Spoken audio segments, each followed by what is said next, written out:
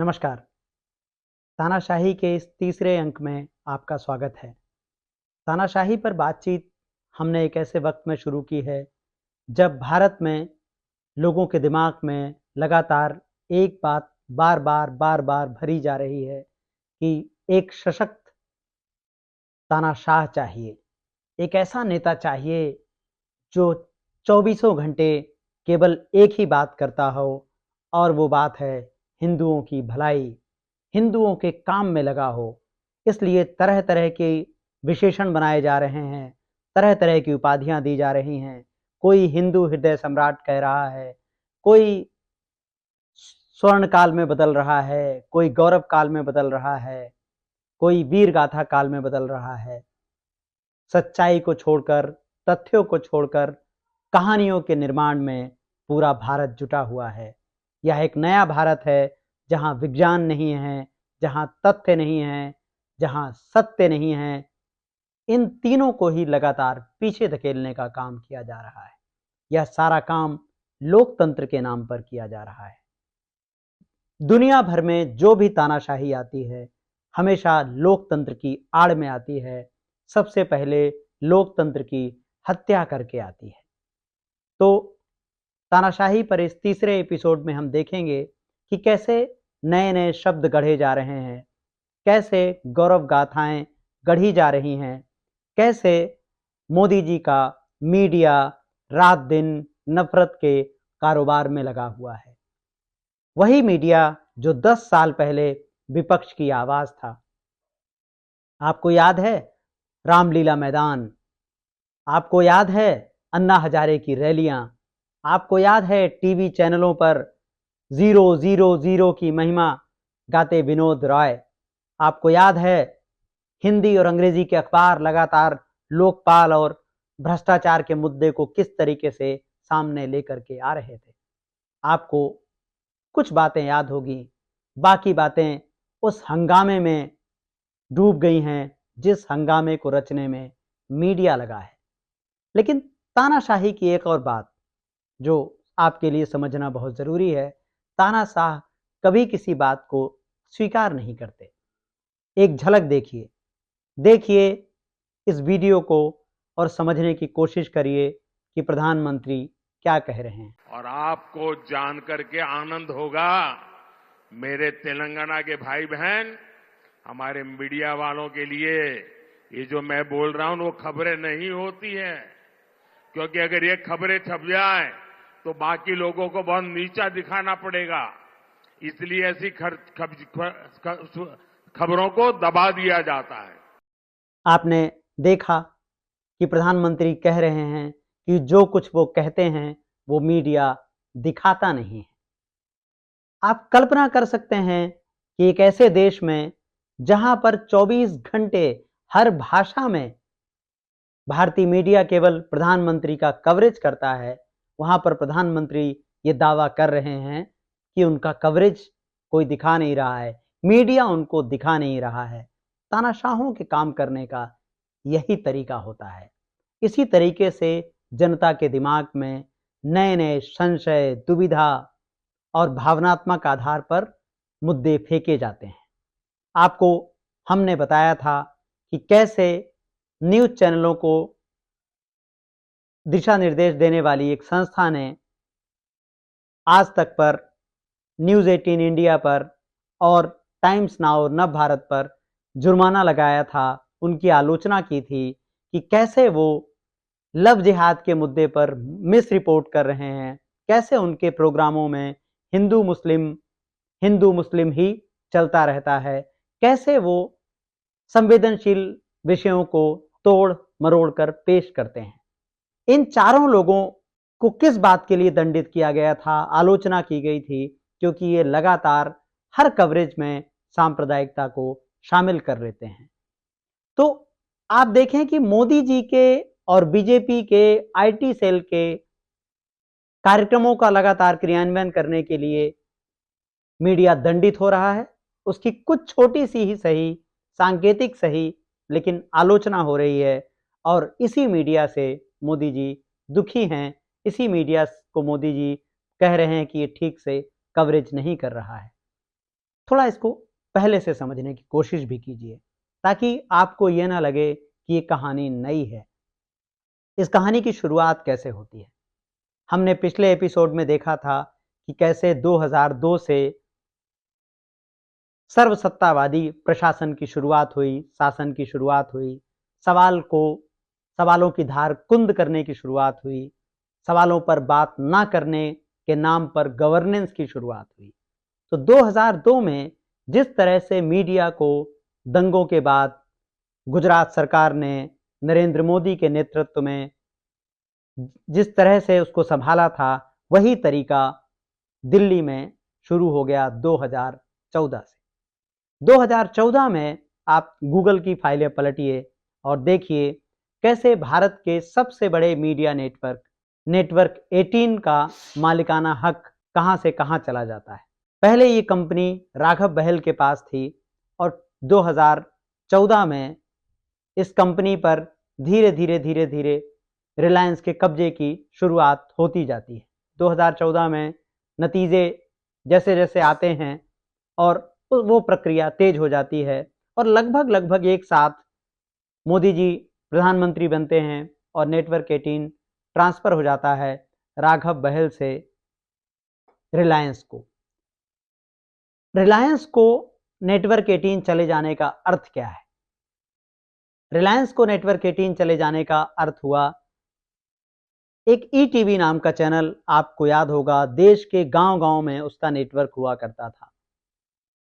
ये ट्रांसफर होने के पहले नेटवर्क 18 ने ईटीवी को एक तरीके से एक्वायर कर लिया था, यानी उसका मालिकाना हक नेटवर्क 18 के पास आने की शुरुआत हो गई थी।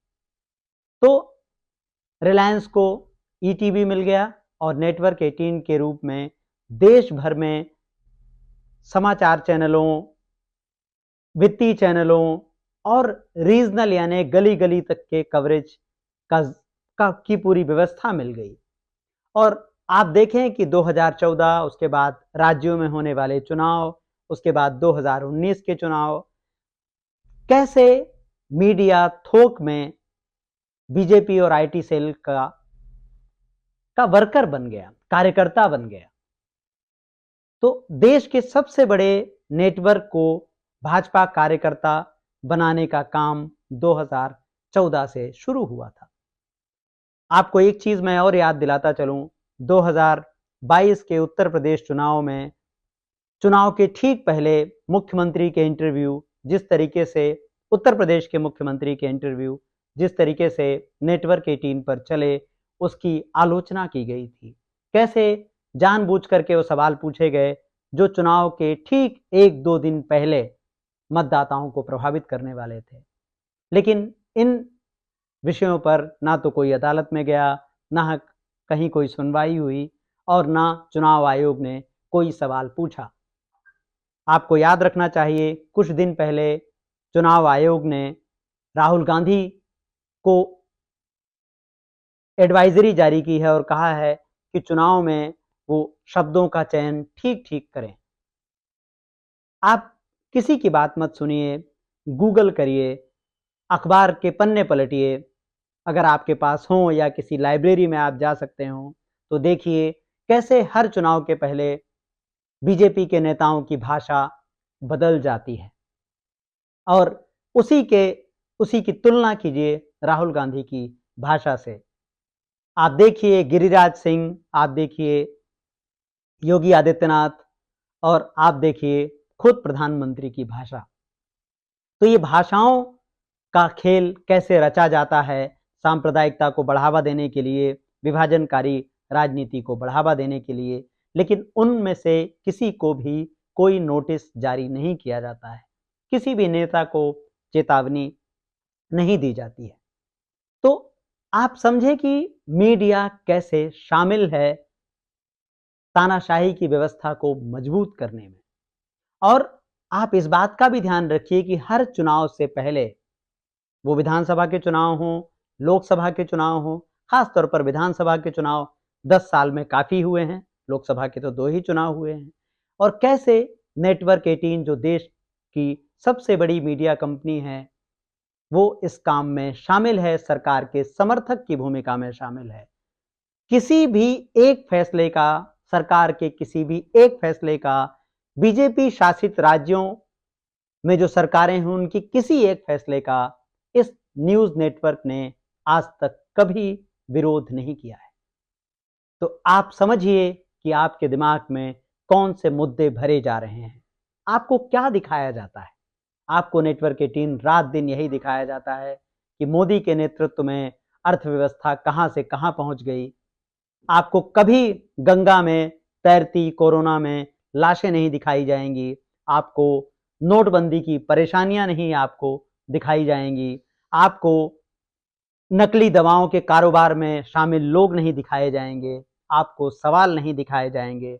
अगर आपको कुछ दिखाया जाएगा तो केवल एक चारों तरफ हरियाली दिखाई जाएगी, बागों में बहार दिखाई जाएगी, सब्ज बाग दिखाए जाएंगे।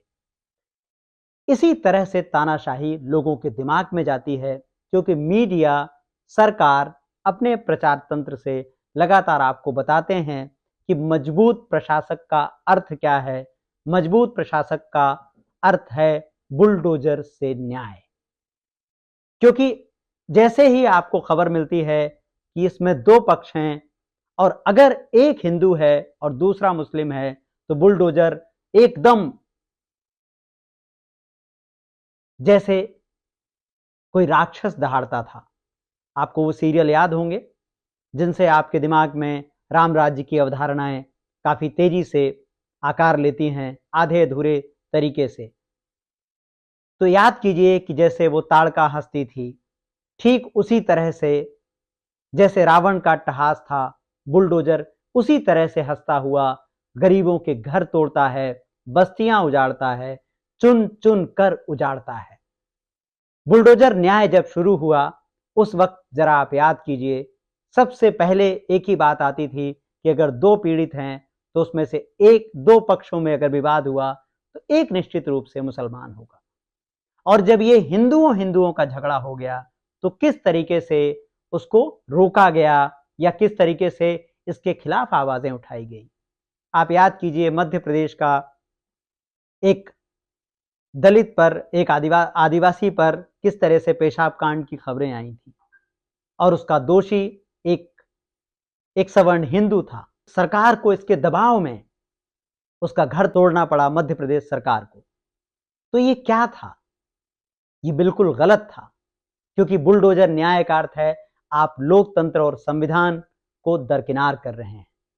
तो जो धर्म विशेष के लोग, जो लोग सोशल मीडिया पर तालियां बजा रहे थे, उनके लिए मुश्किल हो गया, क्योंकि बुलडोजर कहीं ना कहीं उनके घरों की तरफ भी जाएगा। और ऐसा मध्य प्रदेश में कई जगह हुआ, उत्तर प्रदेश में कई जगह हुआ। पीएम आवास दे दिए गए थे और बुलडोजर के नाम पर वो तोड़ दिए गए। तो जब बुलडोजर का अर्थ क्या है? बुलडोजर का अर्थ है जो सत्ता कहेगी वही सत्य है। ये जो सर्वसत्तावादी विचार है ये राजा का विचार है। जो राजा कहेगा वही न्याय है। तो राजा का कहा हुआ, राजा का वचन ही शासन है। यह सोच लोकतंत्र और संविधान की नहीं है, यह सोच तानाशाही की है, यह सोच राजा की है। हम लगातार अपने इस YouTube चैनल पर आपको बता रहे हैं कि कैसे मोदी सरकार आपको प्रजा बनाने पर आमादा है। आपको बिना प्रजा बनाए तानाशाह सफल नहीं हो सकता है। तानाशाही चल ही नहीं सकती है। इसलिए आपके दिमाग में भरा जा रहा है कि लोक कल्याणकारी राज्य की जगह आपको बताया जा रहा है कि दरअसल आप राम राज्य में हैं और आप प्रजा हैं और कोई और है जो राजा है, जो ये दावा करता है कि ईश्वर को उसने घर दिया। ये अवधारणाएं राजा के लिए बनाई गई थी। आप खुद सोचिए, अपने विवेक को सक्रिय कीजिए और जो कूड़ा करकट आपके ऊपर व्हाट्सएप से भेजा जा रहा है, जो आपके दिमाग में नेताओं के भाषण से इकट्ठा हो रहा है, उन सब का हासिल क्या है? उन सब का हासिल है कि नागरिक सवाल ना करे, जो कह दिया जाए वो सत्य हो। आपने देखा किसान आंदोलन पर किसानों से सरकार बात नहीं करती, क्योंकि तानाशाह बात नहीं करते। अपने ही किसानों पर हेलीकॉप्टर से बम बरसाए जाते हैं। आंसू गैस के गोले छोड़े जाते हैं। आपने देखा कि किसी मीडिया ने सवाल किया। आप कंफ्यूज मत होइए। खबर छपना एक अलग बात है और सवाल करना एक अलग बात। अखबारों में खबरें इसलिए भी सरकार छपवाती है ताकि आपका यकीन रहे कि लोकतंत्र है। लोकतंत्र पर कब्जा करने के लिए तानाशाही को कई प्रकार के भ्रम रचने पड़ते हैं। कई बार खबरें दिखाई जाती हैं ताकि आपको लगे कि कुछ दिखाया जा रहा है, लेकिन उसमें सवाल नहीं होता है। जो सवाल पूछे जाएंगे वो मार दिए जाएंगे, फेंक दिए जाएंगे, उनका कोई निशान बाकी नहीं होगा। वो आपकी आंखों से ओझल हो जाएंगे। एक दिन आप उनको भूल जाएंगे। असली सवाल करने वाले लोग ऐसे हैं। आपने देखा होगा कि किसान आंदोलन को कवर करने वाले मनदीप पूनिया और दूसरे साथियों के सोशल मीडिया अकाउंट कैसे ब्लॉक कर दिए गए। आपने यह भी देखा होगा, सुना होगा अगर कहीं छपा हो, कि ट्विटर ने खुद इस बात की घोषणा की थी कि सरकार की ओर से इसका दबाव है और उन्होंने कहा कि वह इसको सार्वजनिक नहीं कर सकते, दबाव को सार्वजनिक नहीं कर सकते, लेकिन उन्होंने कहा कि दबाव है उनके ऊपर। तो और आपको कैसे कैसे उदाहरण चाहिए जिससे आप ये समझ पाएं कि तानाशाही की ओर कैसे ये देश बढ़ रहा है। इसलिए घटनाओं पर मत जाइए, घटनाओं के पीछे की राजनीति को समझने की कोशिश कीजिए कि आपके विवेक पर किस तरह से हमला हो रहा है। आप कभी सोचते हैं कि कैसे कैसे प्रोफेसरों को उठाया जा रहा है विश्वविद्यालयों से। आपने देखा कि कैसे प्रोफेसर साईं बाबा को उठा लिया गया। एक 90% विकलांग व्यक्ति को माओवादियों से संबंध होने के चलते उठा लिया जाता है। 10 वर्ष तक वो जेल में रहते हैं। इसी तरह की घटनाएं सवाल पूछने वाले सभी लोगों से हो रही हैं। मणिपुर में जो पत्रकार जाते हैं उनके ऊपर एफआईआर हो जाती है। कश्मीर में जो पत्रकार सवाल पूछते हैं उनको बिना किसी सबूतों के आप जेल में डाल देते हैं। तो तानाशाही बिना मीडिया पर कब्जे के नहीं चल सकती है। इसलिए मीडिया की गतिविधि को बहुत ध्यान से देखिए और इस बात को समझने की कोशिश कीजिए कि कैसे आपके विवेक का हरण कर लिया गया है। दूसरी एक बात, अभी कुछ जगह पर एक सर्वे प्रकाशित हुआ है, भारत में कुछ मीडिया संस्थानों में देखने में आया है। हिंदू ने उसे प्रकाशित किया है, उसके कुछ हिस्से दूसरी और जगह भी आपको मिल सकते हैं। इस सर्वे में बताया गया है कि 85% भारतीय चाहते हैं कि एक कोई स्ट्रॉन्ग लीडर आए या कोई सेना का शासन आए। एक पीयू सर्वे आया है जिसमें इस बात को दर्शाया गया है। आप समझने की कोशिश करिए कि कैसे नैरेटिव बनाए जाते हैं। अब कौन सी तानाशाही की ख्वाहिश जनता में बची है, जबकि भारत में पहले से ही तानाशाही है। तानाशाह कभी घोषणा नहीं करेगा कि तानाशाही है। उसके निर्णयों में आप देख सकते हैं, जहां सवाल पूछे ही ना जाएं, जहां फैसलों पर कोई बहस ही ना हो, जहां जो कह दिया जाए उसे ही सत्य मान लिया जाए, जहां पर चलते हुए सत्र में, संसद के सत्र में से महत्वपूर्ण बिलों के बीच में से लगभग 150 सांसदों को निलंबित कर दिया जाए, एक ऐसे आरोप में जिसका आरोपी, एक ऐसे मामले में जिसका आरोपी खुद बीजेपी का सांसद हो, सुरक्षा के मामले में जिस पर कार्यवाही होनी हो, उल्टी कार्यवाही सवाल पूछने वाले सांसदों पर हो जाती है, क्योंकि जरूरी बिल संसद में पास होने हैं। कौन से जरूरी बिल? वही जरूरी बिल जो आपके नागरिक अधिकारों पर सीधा सीधा हमला है। तो आप तानाशाही को कैसे समझेंगे और कैसे सबूत आपको चाहिए? इस सर्वे को करवाने वाले लोग कौन हैं? इस सर्वे के बारे में कुछ महत्वपूर्ण बातें। ये सर्वे दुनिया भर के लगभग 24 देशों में किया गया है और इसे इस तरह से पेश किया जा रहा है कि लोगों को इस सर्वे में तानाशाही पसंद आ रही है। इस सर्वे में दावा किया गया है कि भारत में 85% लोग तानाशाही पसंद करते हैं। ये सर्वे करने वाली कंपनी अमेरिका की है। 2023 में 24 देशों में सबसे ज़्यादा, दुनिया भर में सबसे ज़्यादा भारत के लोगों ने कहा था कि तानाशाही, हमें तानाशाही चाहिए, वो तानाशाही को पसंद करते हैं। 24 ऐसे देश बताए गए हैं जो लोकतंत्र से नाखुश हैं। लेकिन इसका सैंपल साइज क्या है? सैंपल साइज का अर्थ होता है कि किसी सर्वे में कितने लोगों ने भाग लिया। इस सर्वे में 30,800 लोगों ने केवल भाग लिया है और 24 देश हैं। आप समझ रहे हैं किस तरीके से कहानियां रची जा रही हैं, किस तरीके से नैरेटिव बनाए जा रहे हैं। अभी यह सर्वे कुछ अखबारों में आया है।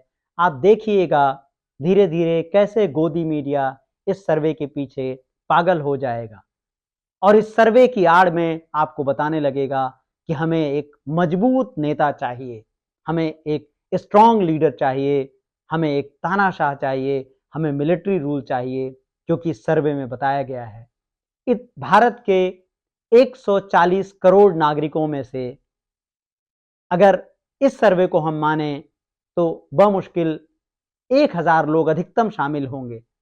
उनके आधार पर बताया जा रहा है कि भारत को तानाशाही पसंद है। 85% लोग हैं जो चाहते हैं कि ये तानाशाही आए।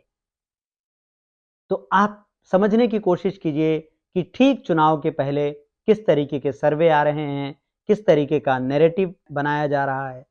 आप देखिए कि हिंदुस्तान के सबसे बड़े चैनल जो रात दिन केवल नफरत फैला रहे हैं, उनके बड़े बड़े एंकर क्या कर रहे हैं? वो एक शादी में जाकर हाथी का खाना खा रहे हैं, हाथी को दिए जाने वाला जूस पी रहे हैं और अपने मेजबान से तरह तरह के सवाल पूछ रहे हैं, ऐसे सवाल जो जर्नलिज्म को केवल शर्मिंदा करते हैं। एक व्यक्ति को भारत में कॉरपोरेट का मसीहा बनाने की लगातार बहुत बड़ी बेचैनी है और बहुत बड़ी कोशिश है, क्योंकि उस व्यक्ति की प्रधानमंत्री की छवि निर्माण में बहुत बड़ी भूमिका है। तो आप इन अंतर संबंधों को समझिए और धीरे धीरे उन कड़ियों को जोड़ने की कोशिश कीजिए। कोई दूसरा मीडिया तो आपसे ये सब बात करने वाला नहीं है। कुछ चैनल, यूट्यूब चैनल पर या कुछ किताबें आपको इसमें मदद कर सकती हैं। उन किताबों के पास जाइए, आराम से धीरे धीरे समझने की कोशिश कीजिए कि कैसे आपके नागरिक होने को हिंदू होने में बदल दिया गया है, कैसे भारत में हिंदू राष्ट्र की तरफ कदम बढ़ाए जा रहे हैं, क्योंकि हिंदू राष्ट्र को भारत के नागरिकों की एक दुखती रग बना दिया गया है। जैसे बिना हिंदू राष्ट्र के हिंदू यहाँ सुखी नहीं हो सकते हैं। इस भारत की आज़ादी के इस अमृत काल में हिंदू राष्ट्र एक ज़रूरत है। हमने पहले भी आपसे कहा है, ये सारी कहानियाँ, ये सारे अफसाने इसलिए तैयार किए जा रहे हैं क्योंकि 2025 में आरएसएस की स्थापना के 100 वर्ष हो जाएंगे। आप देखिए, आरएसएस की स्थापना 1925 में हुई है और भारत को आज़ादी 1947 में मिली है। इसमें कहीं भी कोई भी भूमिका आज़ादी में आरएसएस की नहीं है। इसके लिए पर्याप्त दस्तावेज हैं, आपको अलग अलग चैनलों पर इसके बारे में सामग्री भी मिल रही होगी, क्योंकि आरएसएस उस वक्त हिंदू मुस्लिम के बीच में दरार पैदा करने का काम कर रहा था। आरएसएस वही भूमिका निभा रहा था जो मुस्लिम लीग को, जिसके लिए आप जानते हैं, उन्हीं भूमिकाओं में आरएसएस था। एक हिंदुओं में अलगाव, तनाव पैदा करने की कोशिश हो रही थी, एक तरफ मुसलमान कट्टरपंथी थे। तो आज़ादी की लड़ाई में जिस संगठन ने कोई भूमिका नहीं निभाई, उसने भारत को सबसे बड़ा कलंक दिया, क्योंकि हम जानते हैं कि नाथूराम गोडसे ने महात्मा गांधी की हत्या की। अब क्या हो रहा है? अब एक नई कहानी बन रही है जिसमें बॉलीवुड के लोग शामिल हैं, वो तमाम लोग शामिल हैं जो सरकार के लिए लगातार प्रचार करते रहते हैं। इसलिए कैसी फिल्में बनाई जा रही हैं। आपने देखा होगा, सुना होगा, एक फिल्म आई थी गोडसे वर्सेस गांधी। उस फिल्म के कई दृश्यों में बताया गया कि कैसे गोडसे ने गांधी की जान बचाई है। आपकी किताबें पलटी जा रही हैं, आपकी लाइब्रेरी जलाई जा रही है और आपको ऐसा सिनेमा बताया जा रहा है जिसमें ये दिखाया जा रहा है कि गोडसे ने गांधी की जान बचाई है। आप खुद फैसला कीजिए कि क्या करने की कोशिश की जा रही है। इस बात के बहुत स्पष्ट प्रमाण हैं, बिल्कुल साबित है कि आरएसएस की भूमिका किस तरह से गांधी की हत्या में थी। इसीलिए आरएसएस पर बैन लगाया गया था और आरएसएस पर बैन लगाने वाले उस समय देश के गृह मंत्री सरदार पटेल थे। तो आप समझिए, सब तरफ से नागरिकों को घेरने की कोशिश की जा रही है। कुछ शब्दों पर ध्यान दीजिए, क्योंकि तानाशाही में एक बहुत जरूरी बात है कि आप जनता को अतीत में उलझाए रखिए। जिसका अतीत पर कब्जा होगा वो वर्तमान पर कब्जा कर लेगा और जिसका वर्तमान पर कब्जा होगा वो भविष्य पर कब्जा कर लेगा। तो वर्तमान से पीछे फ्लैशबैक में जाकर चीजों को बदला जा रहा है। इसके लिए पुनर्लेखन दल काम कर रहा है, या जिसको आप कहिए एक ऐसे ऐसे इतिहासकार आए हैं जो आधे अधूरे तर्कों के आधार पर किताबें लिख रहे हैं। इन किताबों में मन चाहे तथ्यों को तोड़ मरोड़ कर पेश किया जा रहा है। जैसे आपने देखा होगा, कुछ वीडियोस बताए गए, कुछ इस तरीके की किताबें अभी पिछले दिनों आई हैं जिसमें बताया गया कि कैसे कैसे अंतर्विरोधों को लाया गया। कुछ ऐसी किताबें आ रही हैं, कुछ ऐसे वीडियो चैनल हैं जो नेहरू और सरदार पटेल के बारे में लगातार भ्रम फैला रहे हैं। कुछ इसी तरीके से ऐसे वीडियोस बनाए जा रहे हैं जिसमें गांधी को हिंदुओं के दुश्मन के रूप में बताया जा रहा है। नेहरू को तो लगातार 10 साल इस सरकार ने हर जगह कोसने का विधिवत नियम पूर्वक काम किया है और इसकी अगुवाई सीधे प्रधानमंत्री ने की है, संसद में की है। तो आप समझिए कि ये पुनर्लेखन का काम किस तरह से किया जा रहा है। ऐसे ऐसे व्यक्ति इतिहास लिख रहे हैं जो संदर्भों की जगह लिख दे रहे हैं किताबों में कि हमने सुना है। आप समझने की कोशिश कीजिए कि सुनी सुनाई बातों पर, व्हाट्सएप की बातों पर अब किताबें लिखी जा रही हैं। इस पर हम एक अलग से एपिसोड करेंगे। दूसरी बात, पुरानी भाषा को नई भाषा में कैसे बदला जा रहा है। पुरानी भाषा का मतलब है कि एक ऐसा समाज जो उदार है, जो दूसरे की बात सुनता है, जिसमें प्रेम है, जिसमें अहिंसा है, जिसमें असहमति के लिए जगह है, यह पुरानी भाषा है। इसको एक नई भाषा में बदला जा रहा है और ये नई भाषा क्या है? इसमें देशद्रोही है। इसमें असहमति के लिए कोई जगह नहीं है। इसमें असहमति के लिए पाकिस्तान चले जाओ है। इसमें सवाल की जगह भक्ति है और निष्ठा है। जब भी आप कोई सवाल पूछते हैं, सरकार आपसे पलट कर पूछती है, प्रचारक आपसे पलट कर पूछता है, तुम हिंदू हो या हिंदू नहीं हो। तो आप सोचिए, आप नागरिक हैं या आप हिंदू हैं या हिंदू नहीं हैं। ये भाषाओं का खेल चल रहा है। इससे आपके दिमाग में किसकी छवि बनती है? इससे मजबूती की एक छवि गढ़ी जा रही है कि मजबूत जो है वो हमेशा तेज आवाज में बात करेगा, आपको डराएगा, आपके तर्कों को भावनात्मक आधार पर, झूठ के आधार पर खारिज कर देगा। तथ्य की बात ही नहीं करेगा, तथ्य सुनने का समय ही नहीं देगा। और इन सब की शुरुआत टेलीविजन से फिर होती है। आप देखिए कि भाजपा या आरएसएस के जो प्रचारक हैं वो कैसे चैनलों पर कार्यक्रमों के दौरान बैठ रहे हैं। हमने लगातार मीडिया पर जब नज़र रखी, निगरानी की और उससे संबंधित रिपोर्ट बनाने का हम काम कर रहे हैं, तो हम देख रहे हैं कि नियमित रूप से आज तक और न्यूज़ 18 के चैनलों में ऐसे-ऐसे प्रचारक और प्रवक्ता आ रहे हैं जो अबाध रूप से कोई भी दुष्प्रचार विपक्ष पर लगातार करते रहते हैं। नेहरू पर जो मर्जी हो बोलते रहते हैं और जब विपक्ष का कोई व्यक्ति उनको रोकने की कोशिश करता है तो वो कहते हैं अपनी बारी आने पर बोलिए। लेकिन ये जो जनता सुन रही है और पत्रकार उसमें दखल नहीं दे रहा है, इसका अर्थ है वो वीडियो और वो टेलीविजन मैसेज पहुंचाने में सफल हो गया। इन टेलीविजन चैनलों को सरल भाषा में मास मीडिया कहा जाता है। मास मीडिया का अर्थ है ये बड़ी संख्या में लोगों के दिमाग तक पहुंच रहे हैं, जनता तक पहुंच रहे हैं। इनका मुकाबला आपका ये छोटा सा यूट्यूब चैनल या दूसरे ऐसे लोग नहीं कर सकते। तो आप देखें कि जो दावा किया जा रहा है वो झूठा भी है, फिर भी जो पत्रकार के नाम पर व्यक्ति वहां बैठा है वो उसका कोई प्रतिवाद नहीं कर रहा है, उसका कोई विरोध नहीं हो रहा है। उस विरोध को छोड़ दिया जाता है सामने वाले व्यक्ति पर और उसको न्यूनतम समय दिया जाता है ताकि वो पूरी बातों को स्पष्ट ना कर पाए या उसको हंगामे में बदल दिया जाए। इसलिए इस तरह से दुष्प्रचार बहुत तेजी से फैलता है और जो छोटे छोटे चैनल हैं वो प्रतिवाद करते हैं, लेकिन उनकी पहुंच बहुत छोटे दायरे तक है। तो इस पूरी बहस को देशद्रोही वर्सेस देशभक्त में बदल दिया गया है। अब इस देश में नए नायक पैदा किए जाने की होड़ है। आप जानते हैं सावरकर इस मामले में बहुत तेजी से आगे बढ़ रहे हैं, जबकि आपने सुना होगा, आपने देखा होगा, दो सावरकर हैं।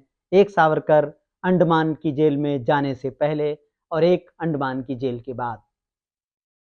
अंडमान की जेल के बाद, वहां से निकलने के बाद या निकलने के लिए सावरकर ने क्या किया, ये पिछले दिनों लगातार चर्चा में रहा है। उनकी चिट्ठियां चर्चा में हैं, उनके माफीनामे चर्चा में हैं। लेकिन चलिए वो किसी तरह बाहर आए, लेकिन बाहर आने के बाद उन्होंने कुछ नहीं किया।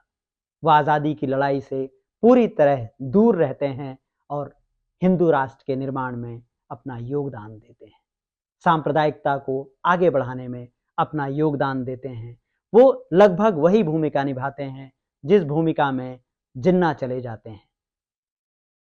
तो आप समझिए कि कैसे अतीत के तहखाने से नायकों को अमर, न केवल अमर करने की कोशिश की जा रही है, बल्कि उनको गांधी, नेहरू और अंबेडकर के सामने खड़ा किया जा रहा है और गांधी, नेहरू और अंबेडकर को लगातार नीचा दिखाने की कोशिशें की जा रही हैं, बहुत तेजी से की जा रही हैं।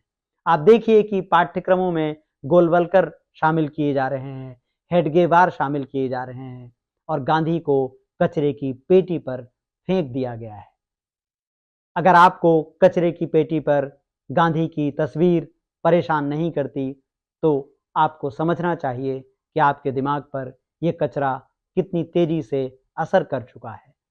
आज के एपिसोड के लिए इतना ही। तानाशाही पर हमारी यह पेशकश लगातार जारी रहेगी। आप हमें बताइए कि हमारे वीडियोस आपको कैसे लग रहे हैं, आपकी कितनी मदद कर रहे हैं, आपको सवाल पूछने और समझने में कितने आपके सहयात्री बन रहे हैं। हमारे इन वीडियोस को लाइक करें, सब्सक्राइब करें और लोगों तक पहुंचाने में मदद करें। नमस्कार।